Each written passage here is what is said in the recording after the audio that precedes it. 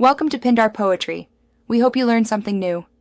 In this video, I will show how to replace VW Jetta side mirror glass, easy method. Park the car on level ground, engage the parking brake, and disconnect the battery if the mirror is heated. Remove the mirror housing cover carefully, pry out the old glass with a plastic tool, clean the backing plate, and press the new glass into place until it snaps securely. Test adjustment and heating before driving. You only need a few affordable tools to complete this job quickly and safely.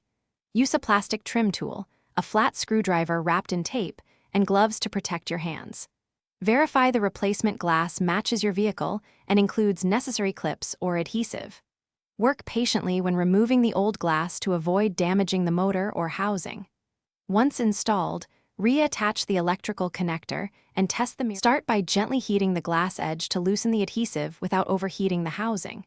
Carefully pry the old glass out, supporting the backing plate to protect the motor. Clean the area thoroughly and remove any old adhesive residue before fitting the new piece.